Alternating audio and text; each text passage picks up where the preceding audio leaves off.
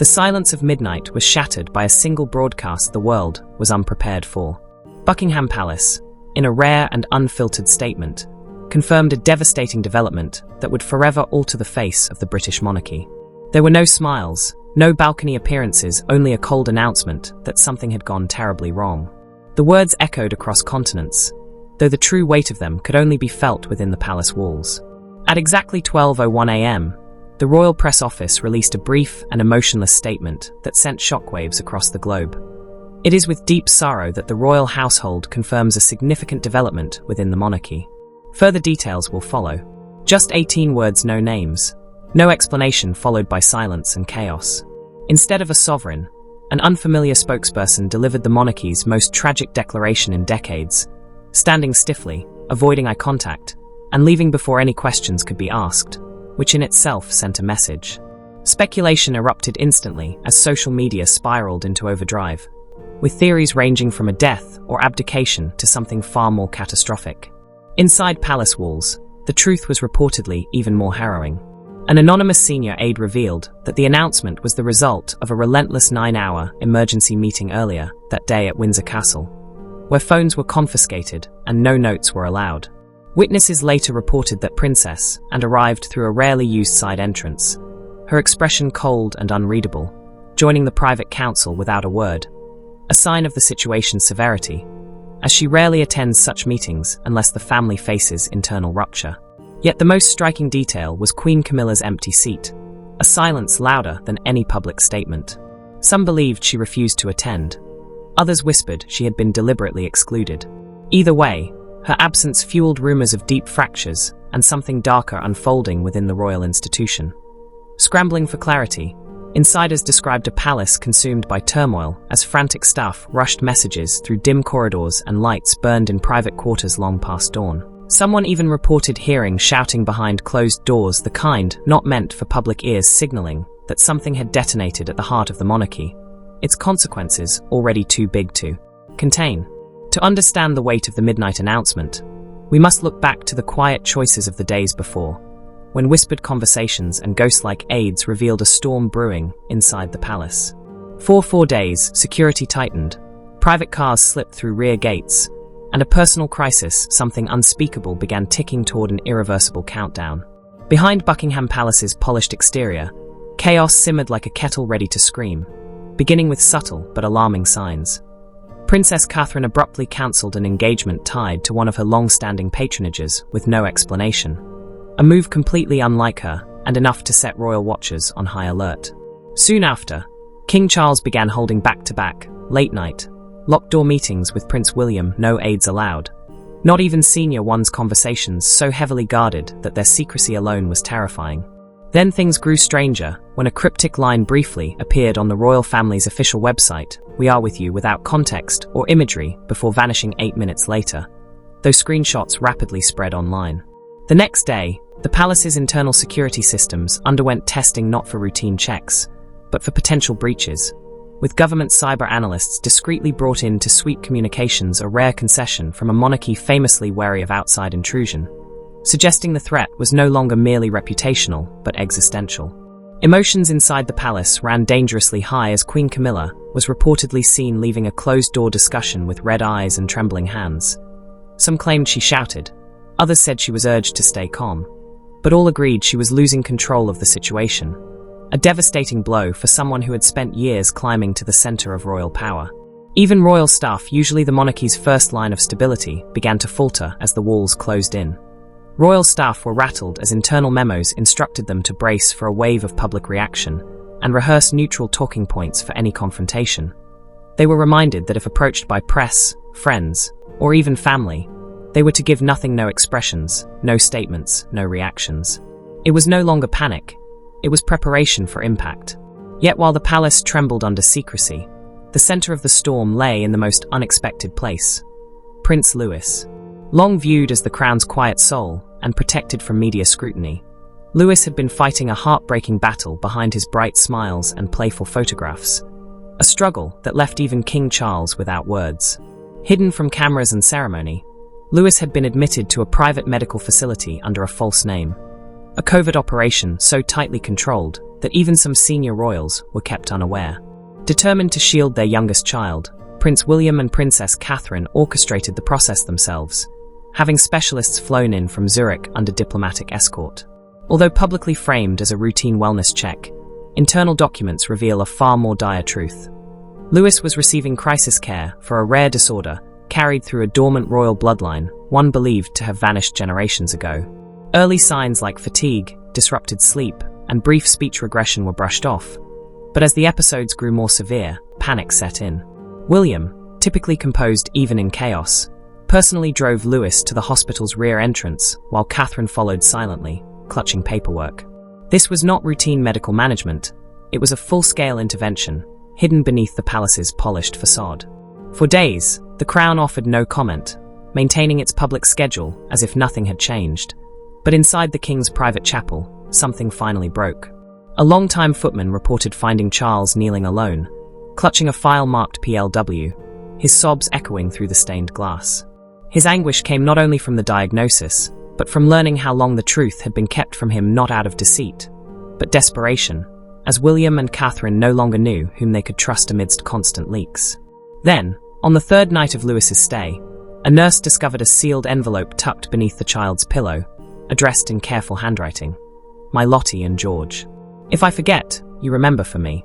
No one dared open it, yet its presence alone was enough to silence even the most hardened aides. I end the story.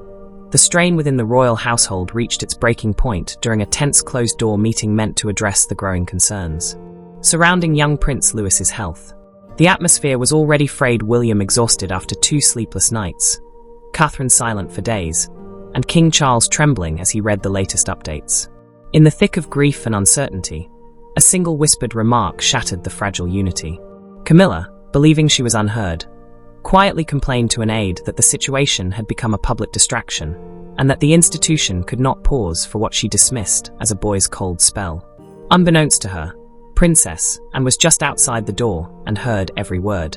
Storming in, she confronted Camilla with a cold, unwavering accusation that anyone unable to show loyalty to a suffering child was unfit to wear the family's crown.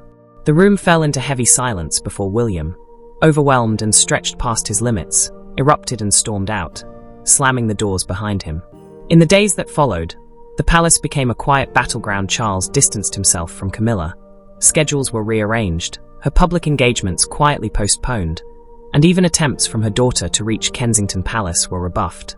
Within the walls of Buckingham Palace, an emotional rift had formed, one that no title, ceremony, or public facade could easily mend. I end the story. With tensions erupting inside the palace, the king made a quiet but earth-shaking decision, signing a decree that would reshape the royal future with the same weight and finality as an abdication. Called Article Windsor Alpha for its deliberate, restrained power, the document redrew succession lines, restricted several once prominent names from influence, and established a protective medical oversight board for young Prince Louis, an act both tender and ominous, signaling preparation for a feared future. The most shocking clause suspended Camilla's duties as queen consort indefinitely, couched in neutral language, but unmistakably signaling a halted reign born from internal fracture rather than scandal. At the same time, legal teams moved to reclaim royal identity by restricting the commercial use of titles and symbols within Meghan's branding ventures. When Charles signed the decree with 6 deliberate strokes and the handwritten note not as punishment, as protection, the witnesses were few. Princess and, steadfast as ever, Lady Louise, representing the generation to come, and the Archbishop of Canterbury, anchoring the moment with spiritual gravity. But the silence surrounding the decision ignited turmoil outside palace walls. By dawn, London was buzzing with rumours, crowds gathered at the gates, and the media, starved of official statements, spiraled into speculation about hidden tragedy. Online, hysteria crystallized around Prince Louis, and panic intensified when grainy leaked footage appeared showing Princess Catherine leaving a private hospital in visible distress. In an instant, uncertainty transformed into national uproar, and the monarchy found itself facing a storm unlike any it had weathered in decades. I end the story. The leaked footage of Princess Catherine leaving the hospital shattered the palace's grip on secrecy. Within minutes it spread across the world, showing the woman long regarded as the monarchy's unbreakable compass looking shaken and vulnerable. By mid-morning, hashtags surged across every major platform, with hashtag Save the Prince and hashtag Monarchy in Crisis reaching millions as celebrities, politicians, and even foreign leaders issued statements of concern. The palace gates became the center of a swelling storm. Some people arrived with flowers, others with outrage, holding signs demanding answers, calling out Camilla's absence, and urging an end to the silence. Even the royal guards struggled to mask their unease as the crisis deepened. Then, in a moment that broke protocol and electrified the crowd, Princess Beatrice stepped through the gates, approaching a distraught woman at the front and gently whispering, "He's loved. He's strong," the first human acknowledgement that something was terribly wrong. Inside, security doubled as rumors circulated that younger royals were being quietly moved to Balmoral, not for physical safety, but to shield them from the emotional firestorm consuming the nation. The monarchy was not being attacked from outside, it was collapsing under the weight of what it refused to say. And as the public's tension mounted and the world searched desperately for clarity, all eyes turned to the one figure whose presence alone carried meaning: Catherine. She remained silent, but her silence resonated louder than any official statement could. End the story. Catherine, long the nation's quiet pillar, emerged not in mourning but in defiance, her appearance a wordless battle cry for her child.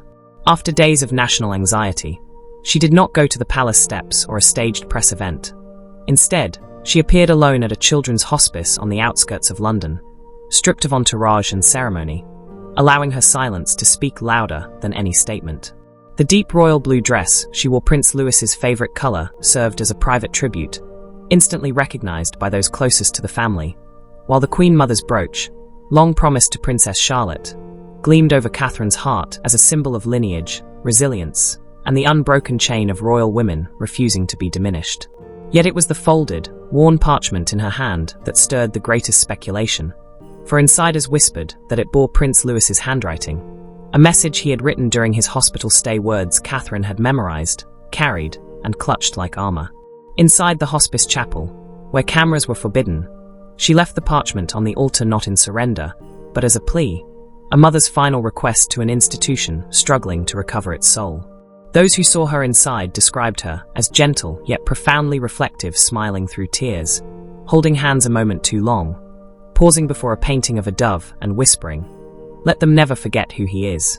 It was not a performance, but a quiet protest woven from maternal grief and royal symbolism, a demand for dignity rather than sympathy. And while the world absorbed her silent message, King Charles prepared his own final act. A private letter, rehearsed by no advisor and meant for no public eye. A father's farewell destined never to be read aloud, one that would soon turn whispers into history. Did I end the story? Charles finally let go of the illusion that his family could return to what it once was. For months he had watched his household splinter in silence, clinging to the hope that a private reconciliation with Harry might still be possible. Even as public tensions escalated and institutional decisions hardened, he believed the boy he had raised still existed beneath the headlines and legal battles. But Catherine's quiet defiance and Louis's fading smile forced a painful clarity. The crown could no longer wait on sentiment, and Charles could no longer remain silent. In the early hours after a private chapel vigil, he took pen to paper, unobserved, unedited, writing not as king, but as a father stripped bare by loss. The letter began with innocent memories. Holidays in Balmoral, laughter in the gardens, candlelit readings during stormy nights, a return to the years before duty and defiance had split their bond. Then the tone shifted. He admitted the truth the world suspected, but he had never voiced. That he had waited too long, chosen diplomacy over confrontation, silence over risk, and in doing so, failed not just as a king, but as a father. He recounted Louis's soft, devastating question, "Why doesn't Uncle Harry come to see me anymore?" and tried in words to answer what he could not in person. The final paragraph, firm yet grieving, left the door open only to the son he once knew. No signature, no title, just the seal of the crown pressed in wax, and the name Henry. Not Harry, the boy before stage, before divide, before the crown became a flight path. The letter was delivered by private courier to California, arriving quietly, without announcement. Meghan's team responded not with acknowledgement, but with a legal brief, citing reputational harm and formal distancing. As Charles sealed the letter, London finalized another document designed to prevent this tragedy from repeating. The Royal Legacy Protection Act, quietly known within palace corridors as Windsor's new wall. It was no hastily drafted policy, but a methodical safeguard, born from months of careful planning, now a necessity in the wake of Louis's fragility. The family's collapse, and the silence from Harry, a firewall between the crown and those who might commercialize its legacy. One name erased forever in its passage did I end the story. The Royal Legacy Protection Act was not merely about preserving tradition, it was about safeguarding the monarchy's identity from erosion by commercial exploitation. At its core, it redefined what it meant to be royal in the modern world. Titles once inherited for life would now undergo private review every 5 years, ensuring each active royal aligned with the crown's values, while the use of royal emblems and heraldic symbols in any commercial context post-abdication or withdrawal from duties became strictly prohibited. The Sussex crest, the Cambridge motif, and the Windsor royal cipher were now legally protected globally, and violations would face enforceable action. Beyond restriction, the Act reshaped the future. Prince George was appointed ceremonial legacy ambassador, symbolizing continuity and conscious evolution, while Lady Louise, whose loyalty had never faltered amid the turmoil, was finally granted the long-delayed title of Duchess of Edinburgh, with accompanying duties, patronages, and a voice at the decision-making table. The most controversial measure barred Meghan's entire branding network from referencing Sussex in ways that implied royal endorsement, with legal teams in the UK and US mobilized to enforce it. Deep within the royal archives, the long-dormant ceased titles vault gained a new inscription: Duchess of Sussex, revoked by sovereign will. This was not vengeance, it was order restored. As frost settled over Windsor, one immutable truth remained. The crown could bend, but it would not break, not in public, not in silence, and never again without consequence.